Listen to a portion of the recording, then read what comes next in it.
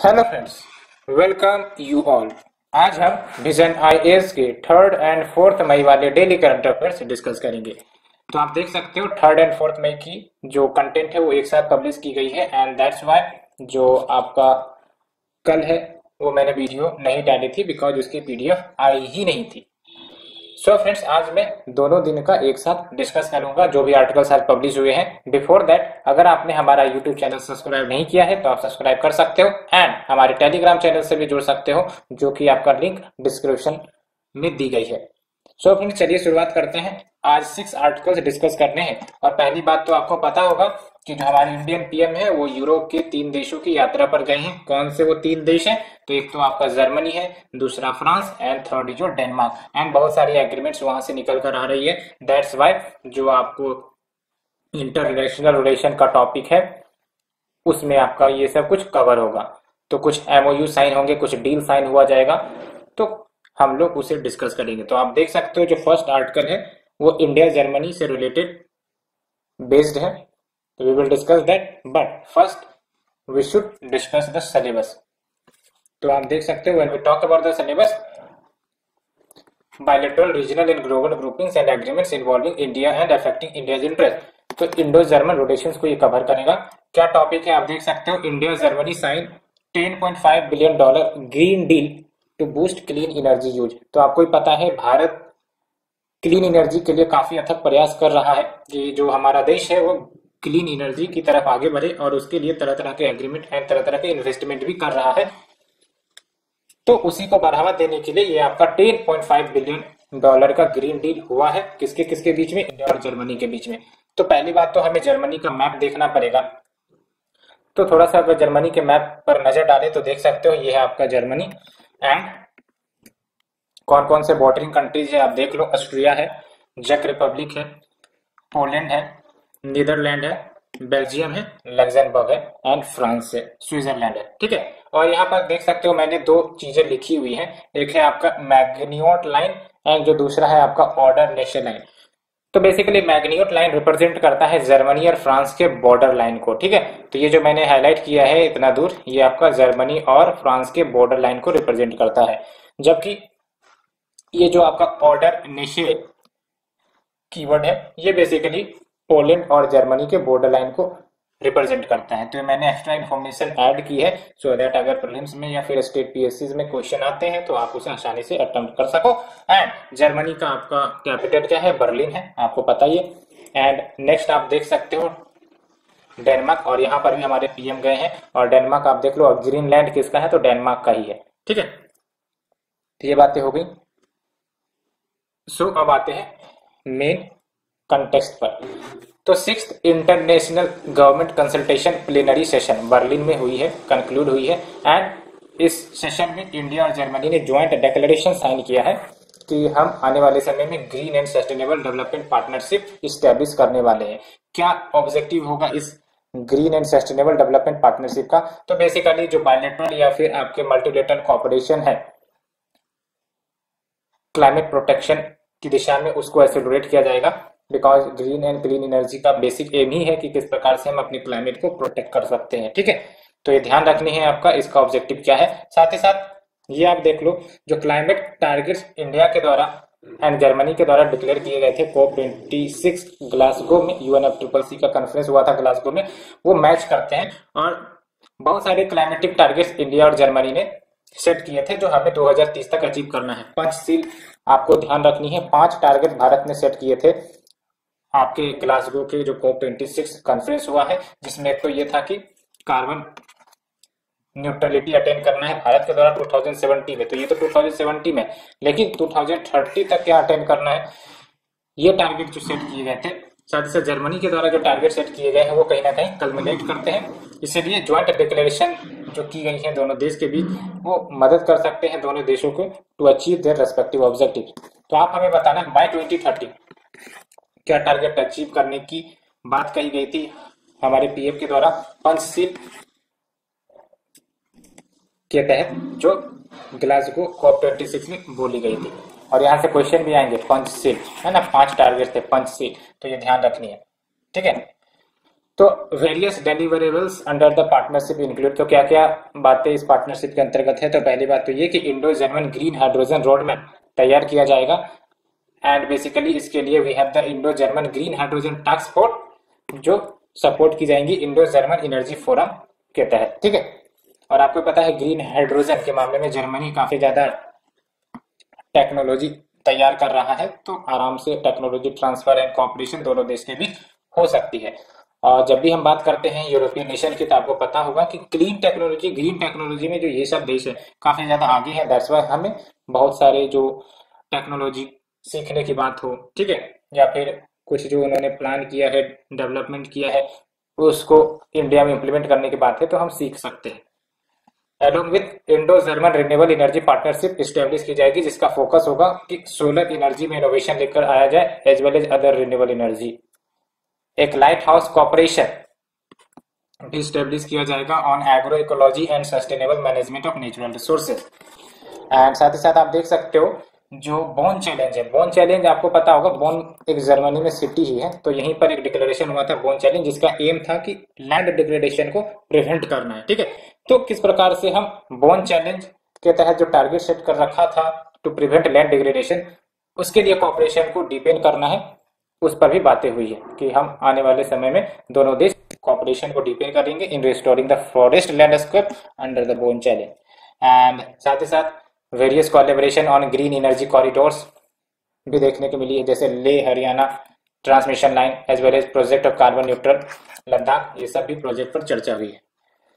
Other initiative जो ली गई हैं आप देख सकते हो, Indo German partnership on green urban mobility, और जिसका मेन मकसद क्या होगा कि किस प्रकार से हम सस्टेनेबल मोड ऑफ ट्रांसपोर्ट को लाए भारत में, चाहे वो मेट्रो का फील्ड हो, लाइट मेट्रो का ही फील्ड क्यों ना हो, ठीक है।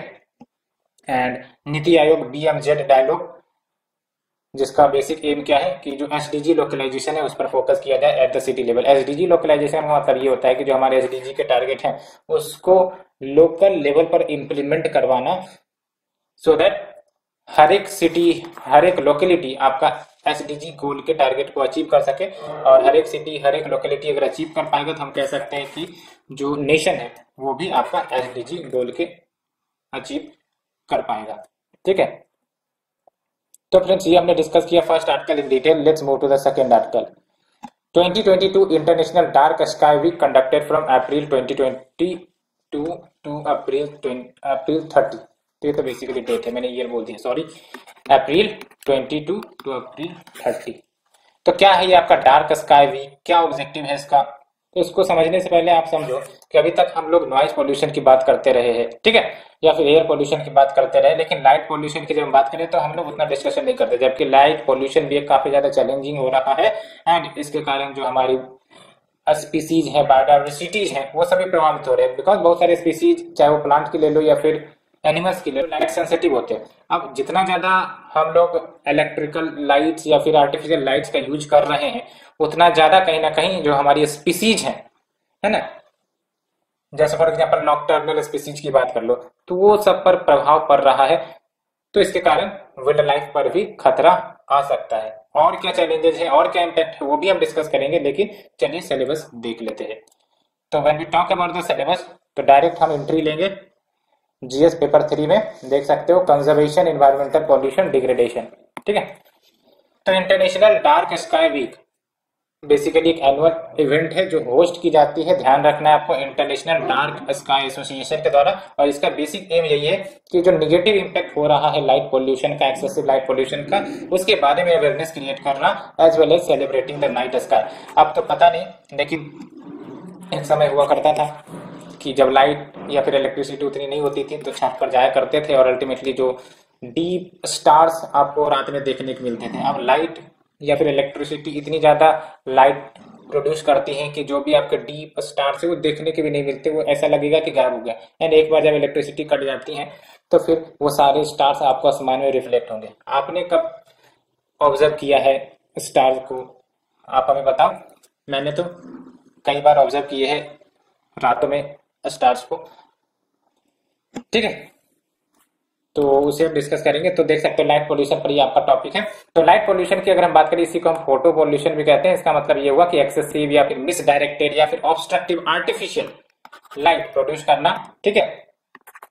तो लाइट पॉल्यूशन के क्या कंपोनेंट हो सकते हैं? तो ग्लेयर, ग्लेयर का मतलब एक्सेसिव ब्राइटनेस, जैसे फॉर एग्जाम्पल मोबाइल स्क्रीन होता है तो कुछ को स्मॉल ब्राइटनेस पसंद नहीं है तो पूरा 110% ब्राइटनेस कर देंगे, तो इसके कारण विजुअल डिस्कम्फोर्ट हो सकती है, ठीक है। एक है आपका स्काई ग्लो। स्काई ग्लो में क्या होगा कि जो नाइट स्काई है वो आपका ब्राइटन नजर आएंगी इनहेबिटेड एरियाज में, जहां पर जो इलेक्ट्रिसिटी है काफी ज्यादा डेंस होती है, तो वहां पर आप देखोगे कि आसमान जो है वो आपका ब्राइटन नजर आएगा। तो ये बातें होती है। एक है आपका लाइट ट्रिपस। लाइट ट्रिपस यानी कि जो लाइट है वो आपका उन जगहों पर फॉल कर रही है जहां पर जरूरत नहीं भी है, ठीक है। Next is your clutter. Clutter यानी कि ब्राइट या कंफ्यूजिंग या excessive grouping of light sources. आसमान में ये सब आप ऑब्जर्व करते हो, ये सब आपका आउटकम है किसका? आर्टिफिशियल लाइट का, जो इलेक्ट्रिसिटी के माध्यम से आपका रिलीज होता है।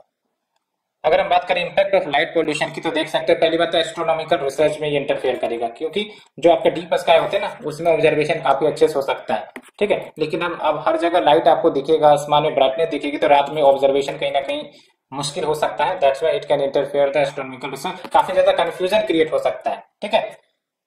कहने का मतलब ये है। एंड एडवर्स हेल्थ इफेक्ट्स, तो हेल्थ पर तो इफेक्ट होती ही होती है, ठीक है। नेचुरल बॉडी साइकिल्स यानी कि हमारी जो सोने का साइकिल है, ठीक है, वो सब कहीं ना कहीं प्रभावित हो जाता है। हमारी जो बॉडी की साइकिल होती है, बॉडी की अपनी एक साइकिल होती है, स्लीपिंग, ठीक है, एज वेल एज रेस्टिंग, तो वो सब साइकिल कहीं ना कहीं प्रभावित हो रही है। जैसे फॉर एग्जाम्पल एक्सेसिव अगर आप आर्टिफिशियल लाइट के सामने रहोगे तो जो कैपेसिटी है गुड स्लीप की वो कहीं ना कहीं प्रभावित हो जाती है, ठीक है। मेलाटोनिन का नाम भी आपने सुना होगा, जो रेगुलेट करता है स्लीप को। तो ये सब कहीं ना कहीं इफेक्ट हमारे हेल्थ पर भी होती है, ठीक है। एक सर्केडियन रिदम होता है हमारे बॉडी का, तो वो जो है प्रभावित हो सकती है। सर्केडियन रिदम किसको कहते हैं? तो these are physical, mental and behavioural changes जो आपका 24 घंटे के साइकिल में देखने को मिलती है, उसको सर्केडियन रिदम कहते हैं। और फिर आप देख सकते हो इकोसिस्टम भी कहीं ना कहीं डिसरप्ट हो रही है बिकॉज ऑफ द लाइट। कैसे? तो जो नॉक्टर्नल वाइल्ड लाइफ है, नॉक्टर्नल यानी कि जो रात में एक्टिव रहते हैं, हम लोग क्या होते हैं दिन में एक्टिव होते हैं, रात में सोने का प्रयास करते हैं, लेकिन बहुत सारे स्पीसीज चाहे वो प्लांट एनिमल्स वैसे हैं जो रात में एक्टिव होते हैं। तो जो नॉक्टर्नल वाइल्ड लाइफ है वो कहीं ना कहीं उनके लिए खतरा है, बिकॉज इनके ऊपर लाइट का निगेटिव इम्पैक्ट पड़ता है। एंड साथ ही साथ नेक्स्ट यूजर की एनर्जी कंजम्पशन की कहीं ना कहीं बढ़ती जा रही है। तो अगर हमको टेकल करना है लाइट पोल्यूशन की समस्या को, तो क्या करना पड़ेगा? एक तो ये है कि एलईडी टेक्नोलॉजी को प्रमोट करो, ग्रीन एनर्जी को प्रमोट करो for the displays and illumination, so that हमारे आंख पर जोर ना पड़े, एज वेल एज आपका ज्यादा इंटेंसिटी वाला लाइट रिलीज ना हो। एंड नेक्स्ट जो इल्यूमिनेटेड एडवर्टाइजमेंट्स या जो एड्स किए जाते हैं उसको अवॉइड किया जाए, जो कहीं ना कहीं ट्रैफिक सिग्नल के इफेक्टिवनेस को प्रभावित करता है। तो ये कुछ सजेशंस हैं। सो फ्रेंड्स, सेकंड आर्टिकल हमने डिस्कस किया। Let's move to the third article. Bhopal, Surat, Udaipur to be in the list of 7 smart cities. तो बेसिकली स्मार्ट सिटीज मिशन की प्रोजेक्ट आपको पता है ना, 2015 में लॉन्च की गई थी, which was a centrally sponsored scheme. तो बहुत सारे प्रोजेक्ट्स इसके अंतर्गत कवर करने थे, तो अब इन सिटीज में कहीं ना कहीं वो सारे प्रोजेक्ट लगभग कंप्लीट हो गए। तो अल्टीमेटली ये सब जो सिटीज है वो स्मार्ट सिटीज डिक्लेयर करने के कगार पर है। तो फिर आपका ये आने वाले समय में स्मार्ट सिटीज के लिस्ट में ऐड हो जाएंगे, ठीक है। तो we will discuss this article, but syllabus की अगर हम बात करें तो देख सकते हैं इंफ्रास्ट्रक्चर में कवर हो जाएगा स्मार्ट सिटीज मिशन। तो देख सकते हैं ये 7 सिटीज के नाम क्या है? भोपाल, सूरत, भुवनेश्वर, उदयपुर, अहमदाबाद, वाराणसी, इंदौर। अब ये जो सिटीज नाम आए ना एक साथ, इसको आप मैप में रिप्रेजेंट करना, ठीक है। तो मैप में जब आप रिप्रेजेंट करोगे इंडिया के मैप में, तो इसको पॉइंट करना और देखना कि आपका ईस्ट टू वेस्ट में कौन आ रहा है या फिर नॉर्थ टू साउथ में कौन आ रहा है। तो इस प्रकार से यूपीएससी क्वेश्चन फ्रेम कर देती है ना कि अरेंज करो नॉर्थ टू साउथ या फिर आपका ईस्ट टू वेस्ट। तो जब ये सब नाम एक साथ आते हैं ना तभी क्वेश्चन फ्रेम होने की संभावना होती है, ईस्ट टू वेस्ट या फिर नॉर्थ टू साउथ क्रोनोलॉजी में अरेंज करने की, ठीक है। तो ये ध्यान रखना। एक बार आप मैप पॉइंटिंग कर सकते हैं इन सिटीज की। जैसे भोपाल आपका मध्य प्रदेश में, सूरत गुजरात में, भुवनेश्वर उड़ीसा में है ना, अहमदाबाद की बात करें तो गुजरात में, वाराणसी यूपी में, इंदौर आपका मध्य प्रदेश में, उदयपुर आई थिंक महाराष्ट्र में, ठीक है। तो ये आपका इंडिया का first set of smart city declare होने वाली है under the smart city mission. और ये जो सिटी सेलेक्ट की गई हैं basically it is all because कि यहाँ पर जो प्रोजेक्ट्स लाए गए हैं वो अब कंप्लीट होने वाली है। जैसे फॉर एग्जांपल भोपाल में लगभग 92% प्रोजेक्ट कंप्लीट होने वाली है, then we have the Surat, then we have the Udaipur and others. और ये जो मिशन है इसका पीरियड बेसिकली जून 2023 में एंड होने वाली है। और अगर हम बात करें स्मार्ट सिटी मिशन की तो ये आपका सेंट्रल स्पॉन्सर्ड स्कीम है जिसको 2015 में लॉन्च की गई थी एंड इसके तहत 100 स्मार्ट सिटीज बनाने का प्लान था, ठीक है, which are based on the 6 fundamental principles। 6 fundamental principle में क्या है, जैसे कम्युनिटी एट द कोर, यानी कि जो कम्युनिटी है, पीपल है, वो मुख्य कंपोनेंट होंगे। साथ ही साथ मोर फ्रॉम लेस, कम से ज्यादा अचीव करना। साथ ही साथ cooperative and competitive federalism, integration, innovation, sustainability पर फोकस करना, technology as a means not the goal and we have the convergence. तो ये 6 पिलर पर आधारित है आपका स्मार्ट सिटी मिशन, ठीक है। और इसका बेसिक ऑब्जेक्टिव यही है कि ऐसे सिटीज को तैयार करो जो कोर इंफ्रास्ट्रक्चर प्रोवाइड करे, clean and sustainable environment provide करे एंड एक डिसेंट क्वालिटी ऑफ लाइफ दे सिटीजन्स को थ्रू स्मार्ट सॉल्यूशन।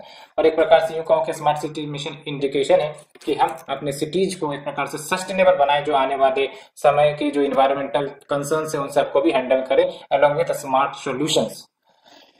तो अदर इनिशिएटिव जो स्मार्ट सिटी मिशन के अंतर्गत लिए गए हैं, तो we have the integrated command and control centre. ये बेसिकली कंट्रोल सेंटर होगा जो रियल टाइम मॉनिटरिंग करेगा, जो भी फैसिलिटीज हैं, चाहे वाटर है, पावर है, सैनिटेशन है, उन सबको ये हैंडल करेगा कि सब कुछ सही सलामत चल रही है नहीं चल रही है, ठीक है।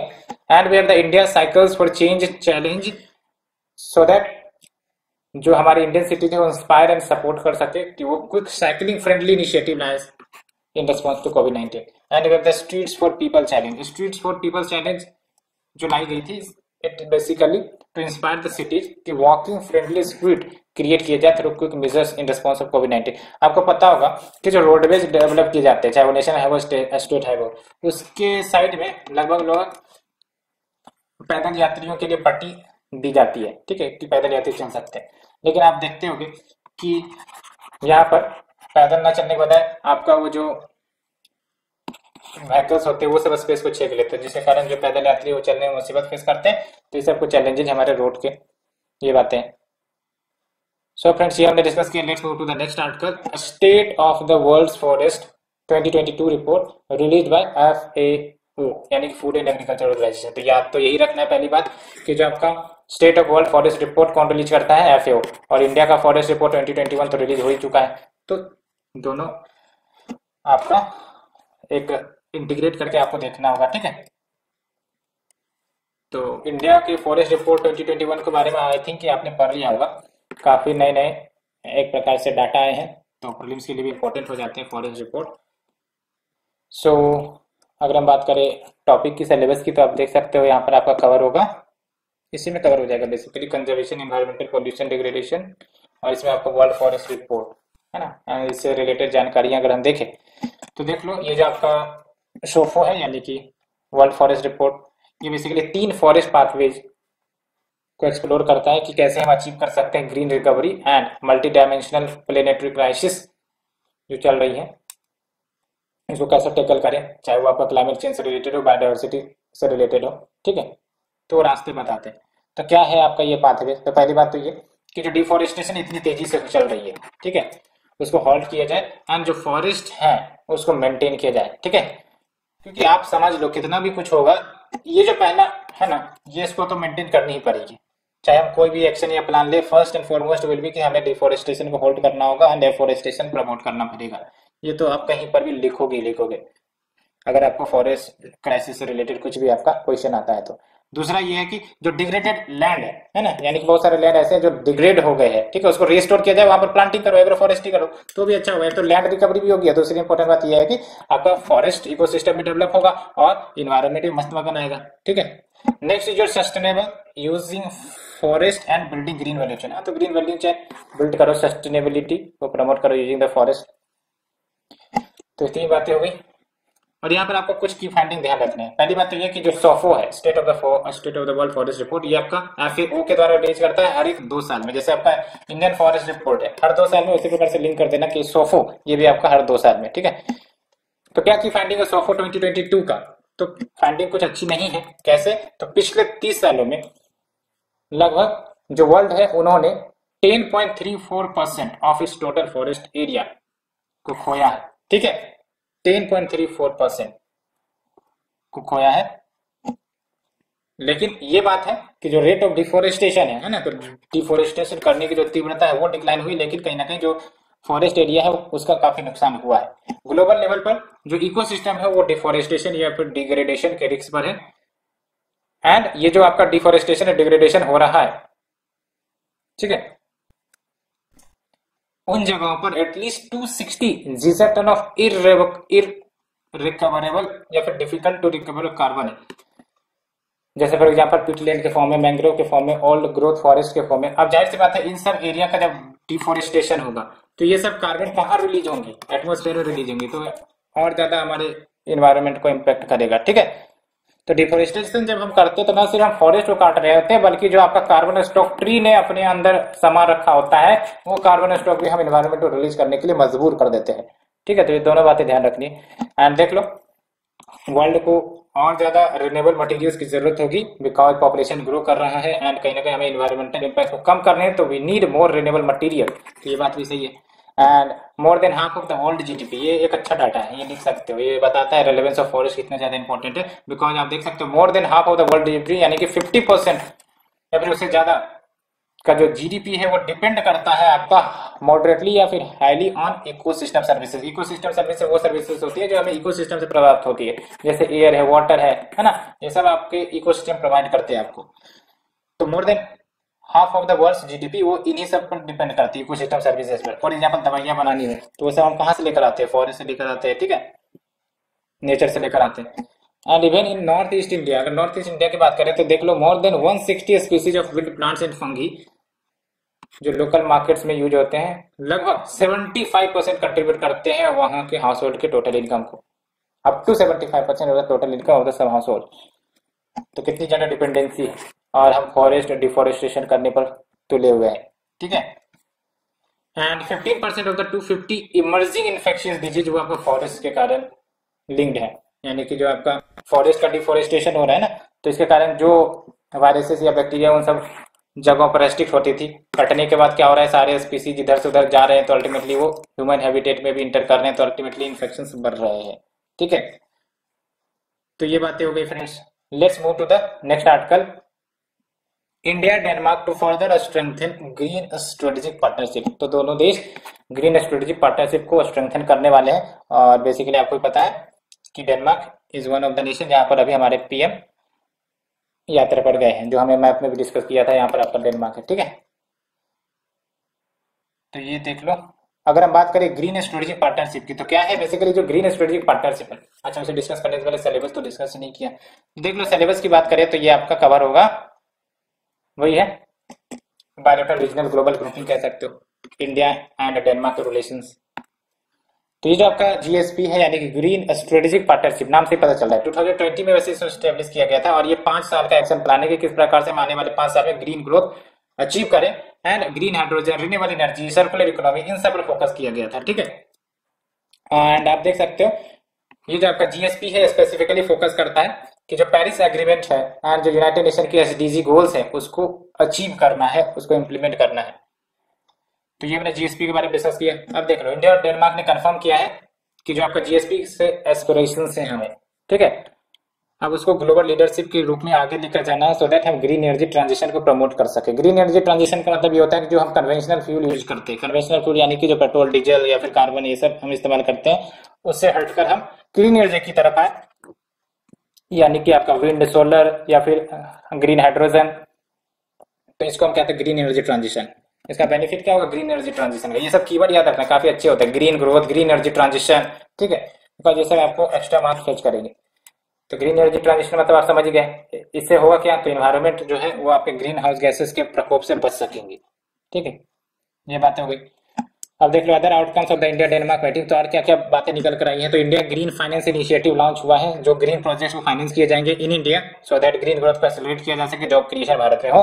एंड इंडिया ने एग्री किया है कि वो international centre for antimicrobial resistance को ज्वाइन करेगा मिशन पार्टनर के रूप में। और ये क्या है आपका international centre for antimicrobial resistance, ये one health research partnership platform है, जिसके तहत जो context specific and cost specific solution है उसको डेवलप करना एंड इम्प्लीमेंट करना, सो दैट अगर एंटी माइक्रोबियल रेसिस्टेंस से रिलेटेड जो चैलेंजेस हो रहे हैं low and low middle income countries में, उसको टैकल किया जा सके। एंड जो डेनमार्क है उन्होंने कंफर्म भी किया है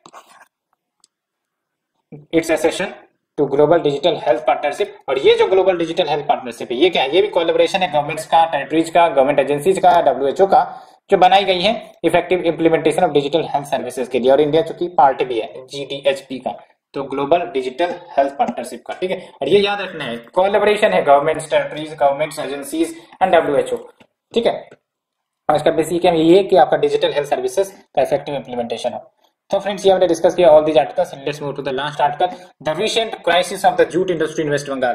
the jute industry of West Bengal is facing crisis. क्या कारण है इस क्राइसिस के और इसका क्या इंपैक्ट हो सकता है? पहला इंपैक्ट आपको ध्यान रखना है कि जब भी जूट इंडस्ट्री में क्राइसिस आएगा तो इसका मतलब क्या हुआ कि जो फार्मर्स है, जो डिपेंडेंट है जूट प्रोड्यूसिंग के लिए, ठीक है, उनकी लाइवलीहुड पर खतरा आ सकता है। और वेस्ट बंगाल में बहुत सारे जूट फार्मर्स ऐसे हैं जो जूट इंडस्ट्री पर डिपेंडेंट है, चाहे वर्क के लिए बात हो, एंड वर्कर्स भी वहां पर जूट इंडस्ट्री के लिए इंगेज्ड हैं। तो दोनों पर असर होगा, jute workers plus jute farmers, तो ध्यान रखना है।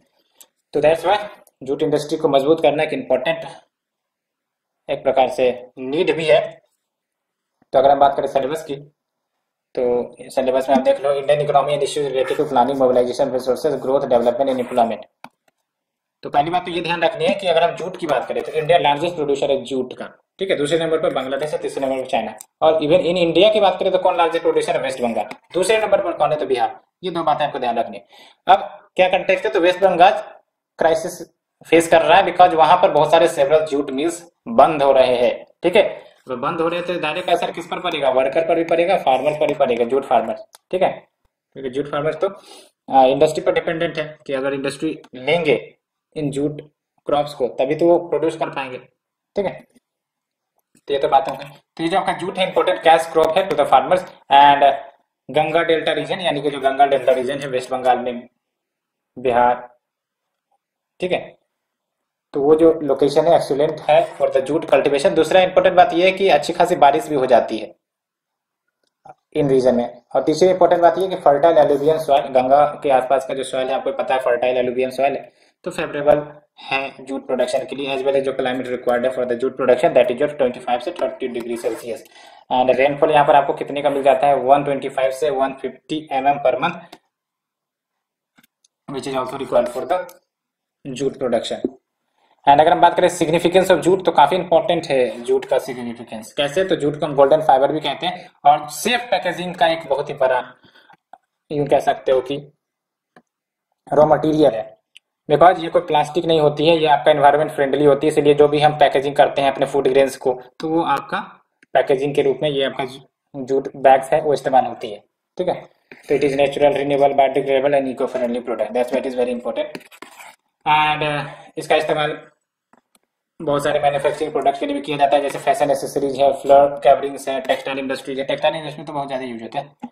एंड बट इश्यूज की अगर बात करें द जूट इंडस्ट्री जो फेस कर रहा है, तो पहली बात तो जो मिल्स है वो रॉ मटेरियल एक्वायर नहीं कर पाते डायरेक्टली फ्रॉम द फार्मर, तो किससे एक्वायर करते हैं? इंटरमीडिएट, मिडिल में। तो मिडिल में जो है सारा जो है आपका बेनिफिट लेके चला जाता है, क्राइसिस में झेलते हैं mills as well as the farmers, ठीक है। एंड साथ ही साथ इंडिया कहीं ना कहीं superior quality jute fibre produce करने में लैक करता है as compare to the Bangladesh, क्योंकि इंफ्रास्ट्रक्चर कॉन्स्टेंट है, फार्म मैकेनाइजेशन की कमी है, सर्टिफाइड सीड्स की कमी है, that's why. And we have the shortage of power supply and low yield, तो यील्ड भी कमी होती है एज पावर सप्लाई की भी शॉर्टेज, और जूट इंडस्ट्री पावर सप्लाई पर हेवीली डिपेंडेंट होता है, ठीक है। सो फ्रेंड्स ये हमने 6 आर्टिकल डिस्कस किए। Hope you understood all these articles in detail. अगर आपको अच्छी लग रही है तो आप लाइक शेयर सब्सक्राइब जरूर करें। Thank you friend, thank you very much for the discussion.